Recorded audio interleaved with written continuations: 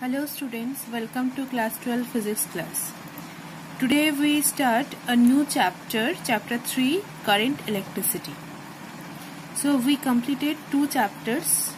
First chapter, electric field and electric charges, and second chapter, electric potential and the capacitors. Okay. So in that two chapters we consider or we see that charge is at rest. That means they stay in a one point or one place. That's why that chapter's name is called static electricity or electrostatic. When the charge is at rest, that branch of physics is called electrostatic.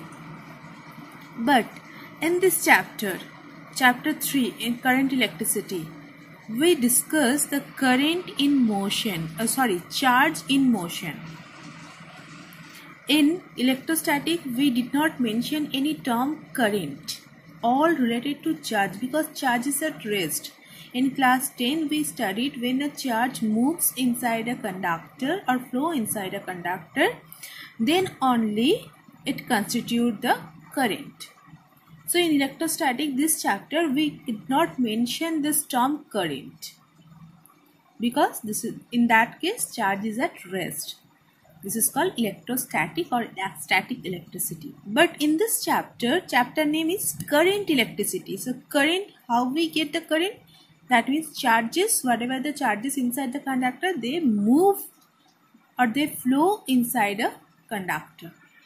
So in this chapter we consider charge is in motion. That's why we get a current or it constitutes a current. Now when the charge is in motion, in this motion of charge we can divide in two groups. One with a constant velocity, that means no acceleration is there. And when the charge moves with a constant velocity, that kind of electricity is called current electricity, where charge is in motion, but which type of motion? With a constant velocity. Okay. Another one is a variable velocity, where velocity changes. That means when velocity with time changes, acceleration is there. So when the charges is in accelerated motion, and when the charge is an accelerated motion or in a variable velocity, there is a magnetic field. The concept also arises about the magnetic field. Electric field also there, magnetic field also there. That's why that is called electromagnetism. We also studied this topic later. But in this chapter, we studied charge is in motion but with a constant velocity. No acceleration is there. That's why this is called current electricity. Clear? So in this video, today's class, we just studied a basic concept about the current, which we studied already in class 10. So what is the definition of electric current? We know that rate of flow of charge. Rate of flow means with time. When a charge flows with a time, that constitute a electric current.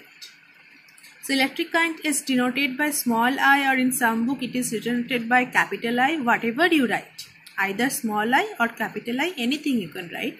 So I equals to, we can write charge flown by time. Charge by time. Now this charge can be defined in two ways. One is the average current. Average current means average charge flows through the conductor in average time. That is, we can write del Q by del T. This is called I average or average current. And if we find out in a very small interval of time how much current will flow, that is called instantaneous current. So instantaneous current is denoted by, we also studied in class 11, when small interval is there, that is dq by dt, charge with time. Okay, this is the I average. Suppose this is a conductor. If we consider the one cross section over here, through this cross section, how many charges are passes through this cross section normally in delta t time? That is called I average. But I instantaneous in a particular very small time, this delta t is very greater than dt. This dt means very less than delta t. Very less time, very small time interval, how many charges are flows through the conductor. That is called instantaneous current, and it can be written as dq by dt, or mainly in this chapter we use this concept. Clear? Now let's talk about unit of current. So from this expression we can write unit of charge is coulomb and unit of time is second. Coulomb per second, it's said in one word it is called ampere. It is denoted by sometimes capital A. So this ampere is a one fundamental unit. We have 7 fundamental units. So in between that, from 7 fundamental with one of this. One is this ampere is a one of the fundamental unit.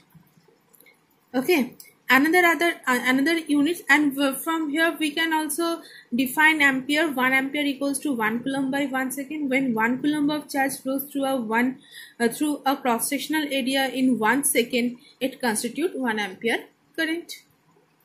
Now in some practical cases we also use or in practical purpose very small current constitute in that cases. So that will be denoted by milliampere or microampere.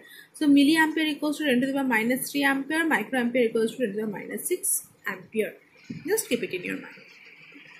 Okay. Now most controversial question, that is, current is a scalar quantity or a vector quantity.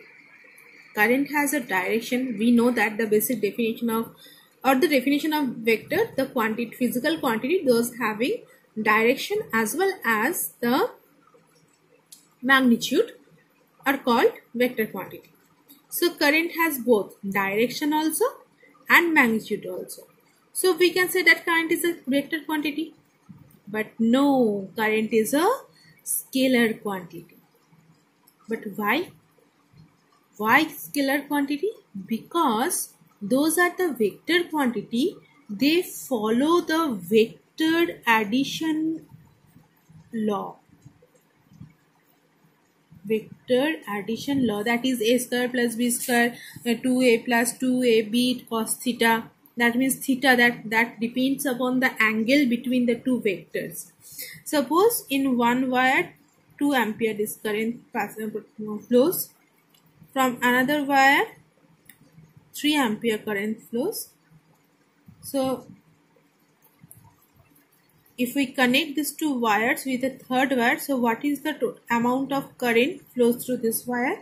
So simply we can add, and the angle between them is 60 degree. So through the third wire, this wire, how much amount of electric current passing through? 2 ampere plus 3 ampere, that is equals to 5 ampere. This is a normal arithmetic addition, not the vector addition. That means here this angle does not affect in this addition. But in vector addition, what is the law? A square plus b square plus 2ab cos theta, that theta is mattered. Okay. And for triangle law, this is one side of a triangle, this is another one side of a triangle. So resultant is this side, r, this is r. Okay. But we did not follow this rule here. That's why current is a scalar quantity, because we used to find out, we use a normal arithmetic addition to find out the current. Okay. It has a magnitude, it has a direction, but still, because it did not follow the vector addition law or vector addition rule, that's why current is a scalar quantity, not the vector quantity. Please keep it in your mind that current is a scalar quantity, not the vector quantity. Clear? Okay. Now, we solve some problems related to this instantaneous and I average, then your idea will be clear. Let's take that examples. First example, one function is given there. Q equals to t square plus 40 plus 5. What we find out? Find out the instantaneous current at t equals to 3 seconds. And also we find out average current from 0 second to 2 second. So we can find out the I instantaneous dq by dt. So differentiation 2t plus 4. Now we put t equals to 4 seconds. So we get t equals to 4 seconds means 10 ampere current. I instantaneous equals to 10 ampere. And if we plot the graph I versus t, we see that this is a variable current. This is a variable current because if we put t equals to 0, we have I equals to 4. T equals to 0, suppose this is 4, I equals to 4.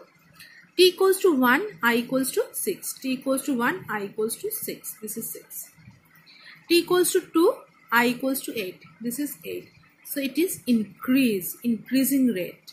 So here, as the time is increases, the current also increases, not constant.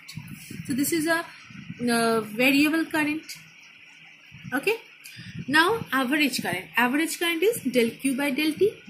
Del q means q2 minus q1. Q2 means the time charge at the 2 second minus charge at the 0 second. Minus divided by t2 minus t1, 2 minus 0. So how we find out q2 and q1?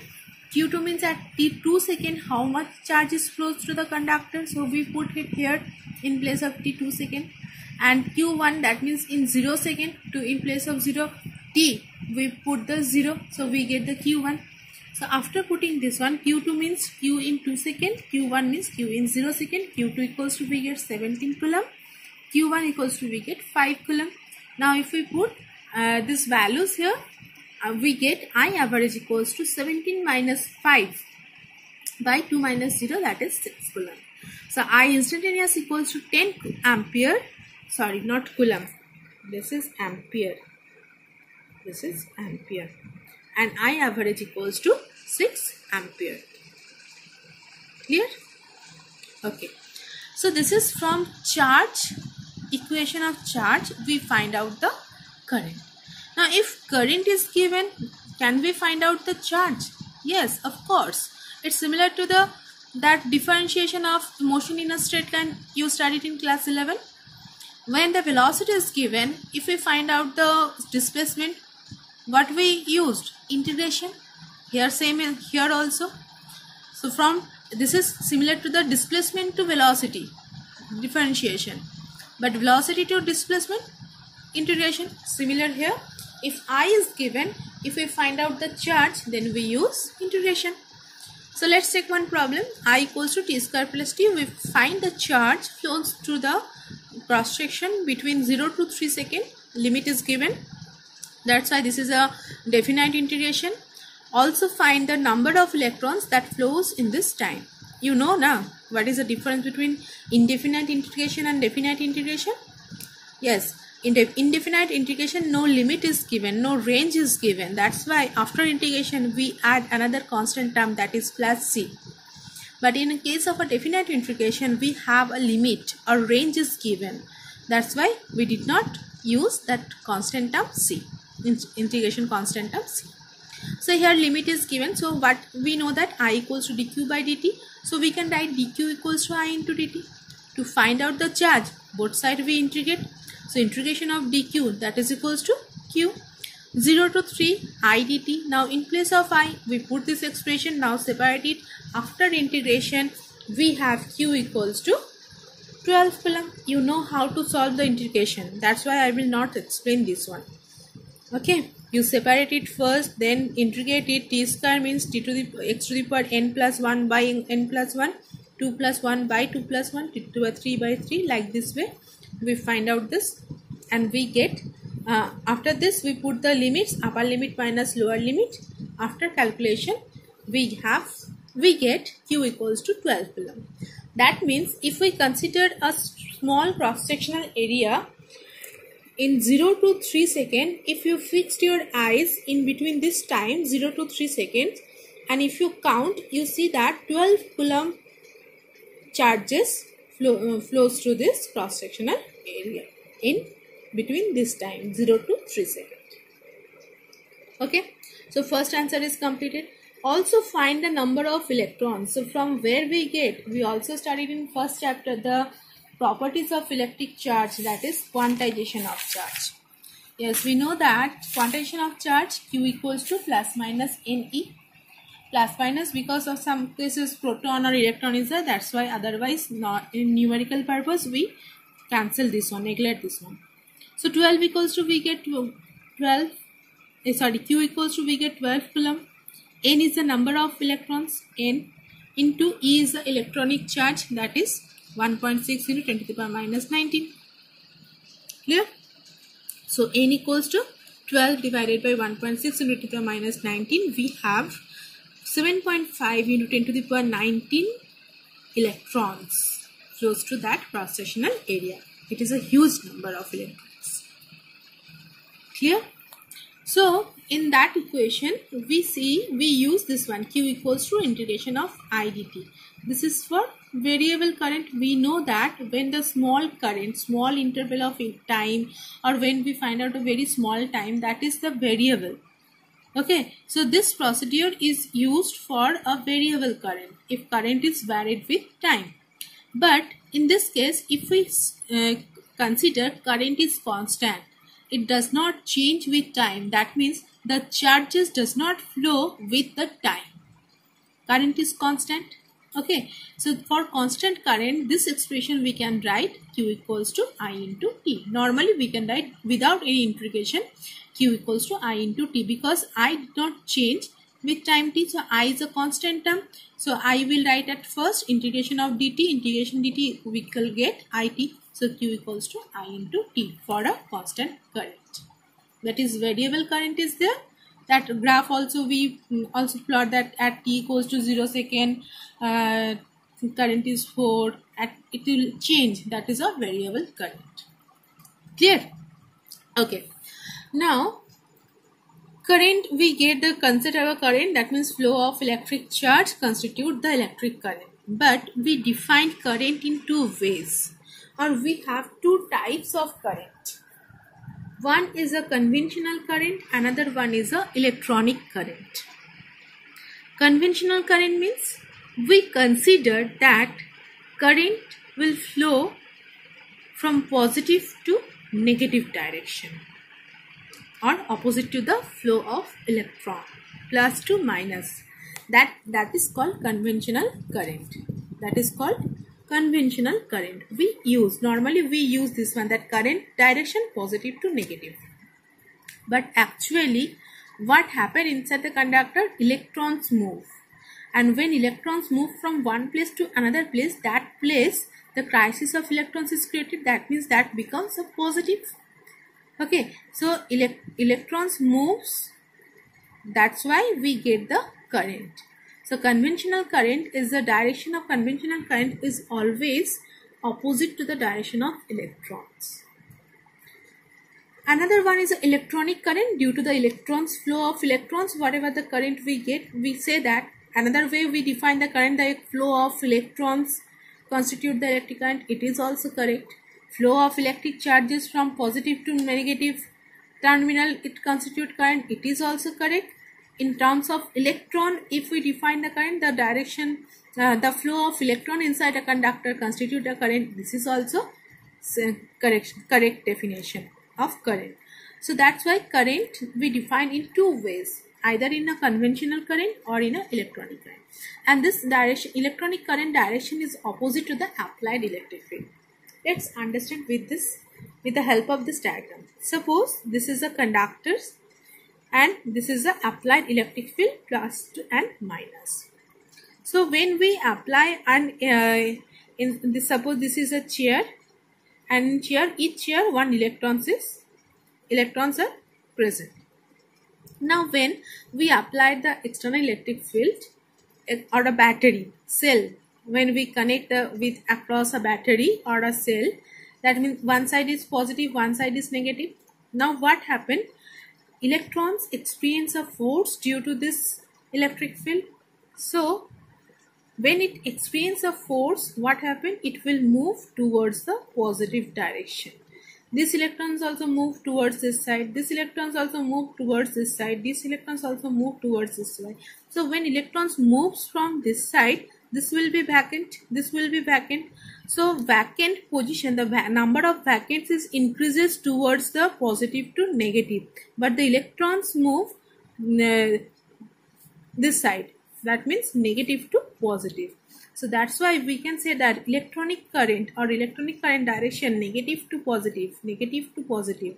But the vacant of electron, this one is empty, then this one is empty, then this one is empty. So it increases from positive to negative side.